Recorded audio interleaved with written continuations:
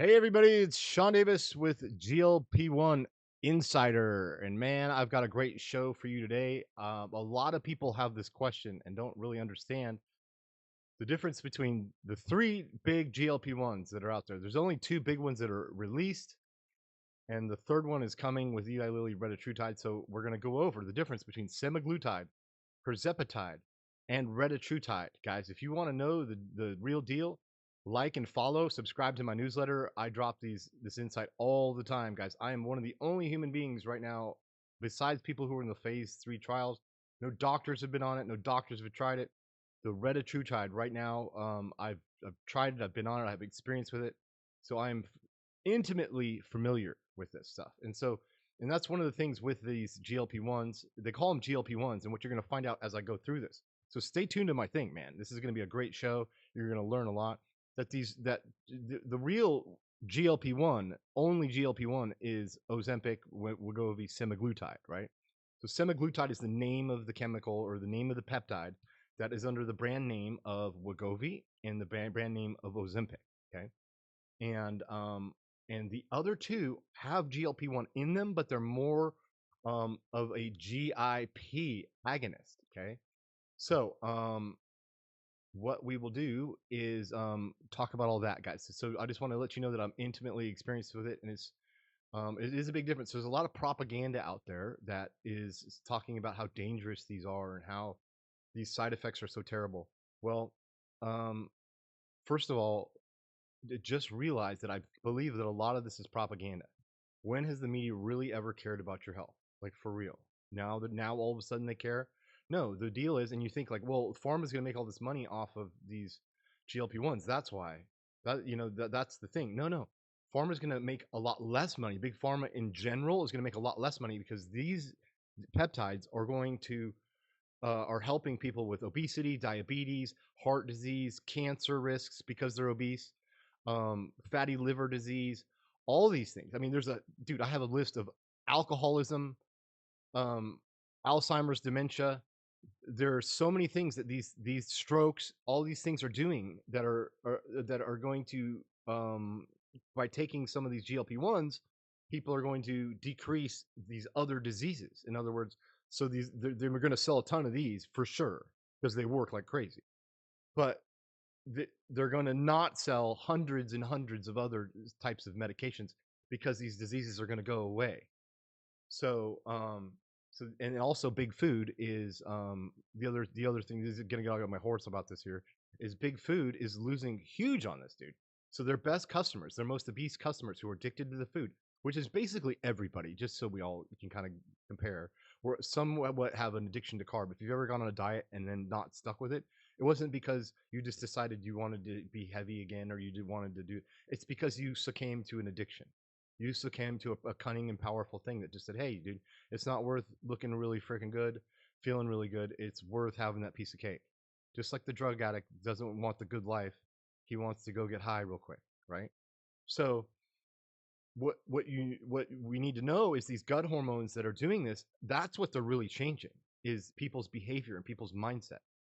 So big food is already losing profits, dude. Walmart's weighing baskets and going, dude, people are buying less who are on Ozempic, who are on these Manjaro, and those are normally their best customers. So guys, so the propaganda out there. Now, I'm not saying there aren't any side effects and you shouldn't, weigh all these things. And I'm not giving any medical advice.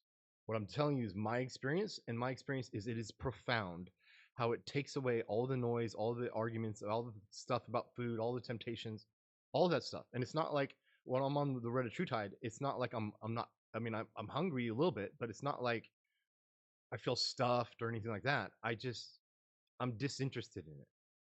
So, anyways, guys. So but the point of the whole thing is we're gonna go over semaglutide, we're gonna go over tirzepatide, and we're gonna go over retatrutide. We're gonna tell you the differences. Now, all these have to do with gut hormones. Okay, so the first one that came out is semaglutide, which is Ozempic. You've all heard Ozempic, and and uh, and Wegovy. Okay, so they're just the same name. Ozempic is the diabetes is used for diabetes, and Monjaro, or I'm sorry, and Wegovy is used for weight loss, obesity. but they're the exact same thing. And semaglutide is a peptide, which is the exact same thing. So what I'm going to do is I'm going to drop my screen and just talk a little bit about it. So the deal is that that's the first one that came out, and that has one active gut hormone. So it has a gut hormone called GLP-1, which is a glucagon-like peptide 1, which is in your small intestine. And when so you eat, food hits the small intestine, and it sends a signal up to the brain. Says, "Hey, I'm satisfied. Cut it off, dude. Stop eating." And so once it goes all the way through there, that's what happens, and it lasts like a minute in your brain. Well, what they did with semaglutide is they made that exact gut hormone, but they made it last a week. So you have that in a week rather than a minute in your system. You have it in a week. So all week you're not like, oh, I'm hungry, man. What can I eat next? You're like, you don't care. Okay. It has some side effects in terms of nausea, sometimes gastric stuff. So people get constipated. They have you titrate up the dosage. So the way that these work is you titrate, you start with a low dose, you see how you tolerate it, and then every 4 weeks you go up until you start to see some results, and you can stay at that dose, right? And so that's sort of the way they work. But so that semaglutide is one gut hormone. So let me just drop my screen, and I'll tell you a little bit more about what all that means and what the GLP means, and then I'm going to go into the other stuff. Tirzepatide and Retatrutide aren't really true GLP-1s. They're more of it's called GIP. And I'm going to find this here. GP hormone. So with the GIP is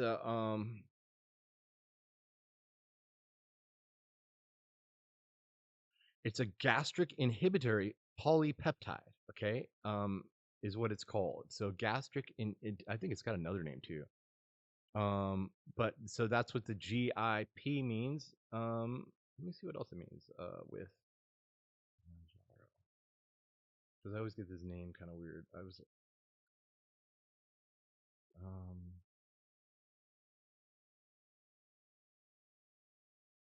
glucose dependent insulotropic, GIP.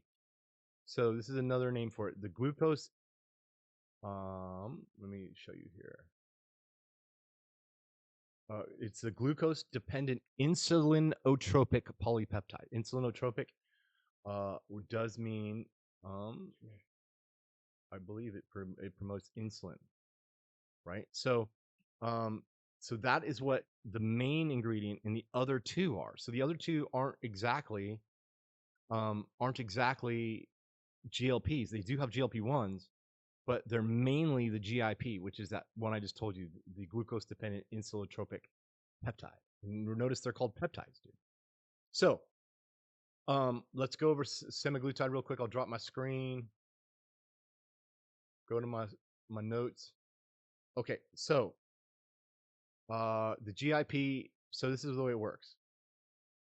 Semaglutide is a single agonist. Just means it works on that one deal, that one receptor. It's a GLP-1 receptor. You can see right here, and it's the highest affinity for the GLP-1 among the three peptides. So what that means is we produce GLP-1 in our body, and this peptide is 94% identical to the human-created GLP-1. Okay, and so it's like exactly like our GLP-1, except it lasts a week. So what this does is it decreases hunger and food noise, meaning the thoughts and all that stuff. It delays gastric emptying, so it delays the food emptying out of your system, which is why people sometimes get constipated. It increases satiety, which means, hey, I'm full. I don't really necessarily need food. Decreases glucagon secretion. Glucagon actually puts sugar into the blood, and you're going to find that glucagon is surprisingly in the Retatrutide, which has a weird function. But so this decreases the glucagon secretion in the semaglutide, which is the GLP-1, and increases pancreatic beta cell function. Okay, so that's what that does. Is it and what does it do? Is it makes you feel full longer, and delays your gastric emptying. Okay, so let's go on to the next one. Is Tirzepatide. Now Tirzepatide is the big one that's out.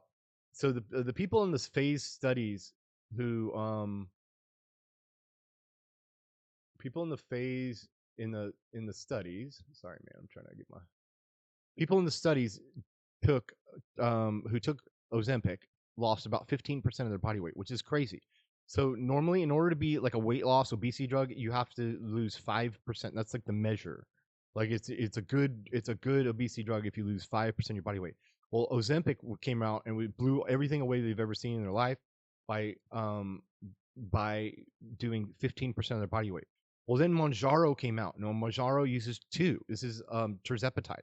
So when I say Monjaro, I mean Tirzepatide. They're the same thing. It's just the brand name for Tirzepatide, which is a peptide. And it's just this one has two. So this has one is GLP-1, but it also has that um, glucagon, or what is it? Glucose dependent insulinotropic peptide, GIP. But the thing is, the GIP is the main thing for that one, and it just adds the GLP-1. So semaglutide's all GLP-1. So they're just hammering you with GLP-1 because that's all they got. They're like just got one bazooka, and they're like, bam, bam, bam, right? So what Tirzepatide does is it is mostly GIP, which I'm not going to say the whole thing again 100 times, but GIP, and that one is closely affiliated to you, the GIP that's in your system, and they have less of the GLP-1. So they've turned down the GLP-1. They have it in the peptide, but it's not as high, and they've added the GIP. And so what this does, dude, is this totally helps the side effects first of all. And what happened is people lost 20% of their body weight. So in semaglutide they lost 15%. In Tirzepatide, they lost 20%, and people are have less side effects. So there's like a synergistic effect. But the one thing I want to point out is that we call them all GLP-1s, but what it is semaglutide is a GLP-1, and Tirzepatide and also Retatrutide, you're going to find out, are really GIPs with a bit of GLP-1, and Retatrutide has GLP-1 and some glucagon. So this is a dual. So this is hitting on 2 points, and semaglutide's only hitting on one. So let's take a look at it real quick. I will drop my screen. We'll go into Tirzepatide here, my notes. So it's a dual agonist, and it's a GIP receptor. So it's equal affinity to the native GIP. So that's exactly what I said. It's the same as basically ours. But it's 5 times weaker in the GLP-1 affinity than semaglutide, dude. So in other words, you're getting 20% of what your body normally produces of GLP-1 and what semaglutide or Ozempic produces a GLP-1. And that's where people are getting like the freaking constipation and stuff like that. So how does this function? So you have the full GIP, you have partial GLP-1. It gives you an anti-emetic. I'm not even sure what that means. And an anti-nausea effect. I don't know where it is, but let's see what it means. Oops, anti-emetic. Anyway, let me look it up real quick. Anti-emetic effect. Anti-emetic. This is how I do it all, dude. Nausea and gas, stomach flu, that kind of thing. So antiemetic means preventing vomiting. So this makes you less sick. Some people get sick on the other stuff, a little bit sick because it's the thing. So antiemetic, and anti-nauseous, and then it's neuroprotective, dude. So it's helping your brain. These are neuroprotective. These GLP-1s actually go to your brain. This increases bone formation, decreases stomach acid secretion, increases insulin release. So this is not, you don't see this in this other one. You don't necessarily see it increasing your insulin release, but this Tirzepatide is increasing your insulin release, which when you're diabetic or you have insulin sensitivity issues, right? Your insulin resistance, you can more insulin is going to help you take lower your blood sugar, and it stimulates fatty acid synthesis, dude. So this is stimulating your fatty acids being synthesized, broken down, and it promotes weight loss. Okay, so this is Tirzepatide. So that's what Tirzepatide is. But the key for you is that it's full GIP, when semaglutide has none, and it's 5 times weaker in the GLP-1 than semaglutide. So it's got less of the GLP-1. So guys, let's go to the last one. This is the Retatrutide, and this one is in. I'm gonna be very clear. This one is not out yet. This one not supposed to be out till 2026. You can get it through research peptides and stuff like that. And I have taken it, so I know how it is. I know how this thing is, and this is a triple agonist. It is very, very similar to. They're both 39 amino acids. Tirzepatide's 39 amino acid chain, and and Retatrutide is a 39 amino acid chain, and they're very, very similar with a little tweak. But the tweak makes a huge difference. Is what they've done is they really crank up. So you know how Tirzepatide has the exact GIP pretty much as your native GIP is. Well, in Retatrutide, they've cranked that up 9 times, 8.9 times more GIP than your natural body does. They've cranked down the GLP-1 and they've given you a little bit of glucagon. And so then the glucagon adds a huge thing where the glucagon is causing your body to stimulate your metabolism. Okay. So let me drop this thing and go into this real quick. So here's Retatrutide here in my notes. So it's a triple agonist. So you got GLP-1, GIP, and glucagon receptor affinity. So it's 8.9. So let's say 900% more potent GIP than human GIP. And Tirzepatide is the exact same as that human GIP. So it's 9 times more potent than Tirzepatide in terms of GIP. It's got about 3 times, 2.9 times less potent than your human glucagon. Now, human glucagon, what it does is glucagon goes up and it releases blood sugar from your liver, and it also burns your fat storage, breaks down fat into energy. It's like your little energy molecule. So this is how it was explained to me. So think about so you have a metabolism, and your metabolism is always is burning and needs fuel. That's the whole thing. So when your metabolism gets slow, it slows down because it doesn't have enough fuel. So these other ones, so think about a car going and you have brakes and you have a gas pedal. So semaglutide and tirzepatide are putting on the gas, or I'm putting on the brakes, putting on the brakes, putting on the brakes. But what's happening with retatrutide is it's putting on the brakes, but also stepping on the gas, dude. So it can put on the brakes, but it's stepping on the gas, and it's adding a turbo into your a turbo boost into your gas, so it burns more efficiently. The other way to think about it is think about a construction site. So construction site, so the glucagon is like a manager of your metabolism. So think about a manager of a construction site where you're so you got a bunch of people building. So on semaglutide, what happens when you're building your metabolism's running is you need fuel, you need glucose, you need fat, you need this stuff to go and burn to have a metabolism. Well, if you're not getting that, like let's say, so what's happening is you're not eating enough, right? You're eating less, which is causing you to lose weight, but you're also not really burning any more calories. So what's happening is your body has less fuel to burn. So it kind of slows your metabolism, doesn't necessarily speed up, right? Because it can't, because it has nothing to burn to speed up. What glucagon does is like a construction manager. So think about a construction site. You're building a house. They build it for a little bit, but there's not enough food, which is like the wood and the doors and the screws and stuff. So they don't have it in the cement, and they're like, they gotta wait. So like, we gotta wait till they eat again, and then you eat again, and you bring more food in. And like, okay, now we can work, now we can work, now we can work, and then they take a break again. So your metabolism isn't always running as well as it should. So with the glucagon, this glucagon is the third component. So remember that retatrutide is GIP, GLP-1, and glucagon, and this glucagon component can do it 2 ways. Manage your energy. First of all, it takes your fat and it burns it and turns it into energy. So people on retatrutide are burning ketones and stuff. They have ketones all of a sudden go up. The other thing that's happening is if you start running low on fat, it takes or it can do either. It does both. It takes the sugar. If you have sugar stored in your liver, it's called glycogen.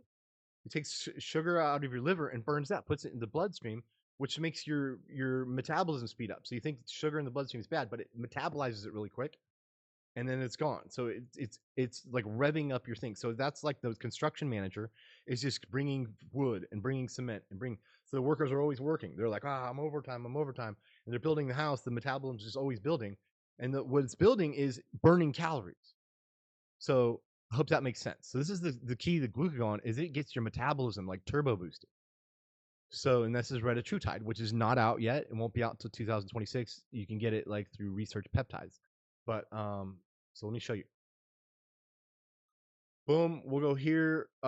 So and we already said this, 9 times more potent GIP, 3 times less potent human glucagon, and 2.5 times less potent than human GLP-1. So it's actually got a little bit of a stronger GLP-1 aspect than Tirzepatide. It's got a way stronger GIP aspect than Tirzepatide, and it also adds glucagon, which is crazy. So let's see what this means. So this means that you are, it's all synergistic. So it increases your heart rate and your cardio output, but not crazy amounts because they only do, it's 3 times less than your human glucagon. We all have human glucagon, so it's just adding a little bit. It's adding a little bit of your heart rate. It's adding a little bit of cardio output. It's lowering your pulmonary vascular resistance. It increases your satiety, which is your fullness. It slows your gastric emptying a little bit, and it changes your appetite preferences. It increases liver cell survival, lipolysis, which is fat burning, and thermogenesis in fat cells. It's estimated to increase your energy expenditure by 150 to 200 calories per day. So, um, so anyways, this is what's happening. So you have this whole, um, those are the this is the main difference between those three. Now you know, is there is a huge difference. Is that semaglutide is one gun, bow bow, hitting you with GLP-1, which is great. It is, dude. It's worked really well for people. It's got 15%, and Retatrutide gave 25% fat loss, and also had unbelievable results in wiping out fatty liver disease because the glucagon goes in and pulls the sugar out of the liver. Well, people with diabetes, I think 25% of the population has fatty liver, dude. People with big bellies generally have a fatty liver disease, dude. And so I think it's like 25% of the population has, I had notes on it somewhere, has, or 45% has fatty liver disease. So in the people that they studied who had fatty liver disease and took retatrutide, is first of all, they lost 25% of their weight. Some people lost 30% of their body weight. The other thing that they did was that in the 93% in the top dosage, and I'm not gonna go over dosage or anything like that. You can, the studies are there, dude. So the studies show you how to go up, from a small amount to a big. But 93% of the people who had fatty liver didn't have fatty liver of any kind. So in other words, if they went and got evaluated after they took the retatrutide for, it was like 48 weeks, they wouldn't be considered having a fatty liver disease when they had it before. So and they lost 25 to 30%. Like I think the women lost 28%, men lost 25%, or maybe it's the other way around. And so this is going through the last phase 3 trials.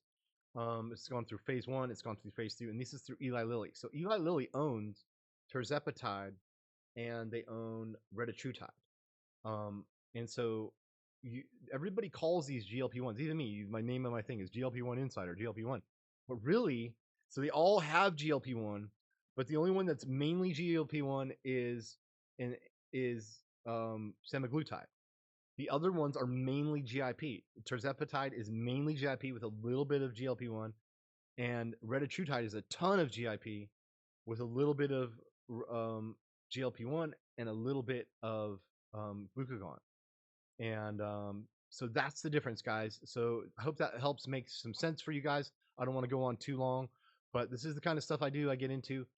Again, the propaganda around this is, I think these will change the world. I think these are going to change everything. I mean, I've heard airlines are going to be start having to like have less gasoline. It's going to cost like 800. They're going to save like $800 million a year because of gasoline, because people weigh less.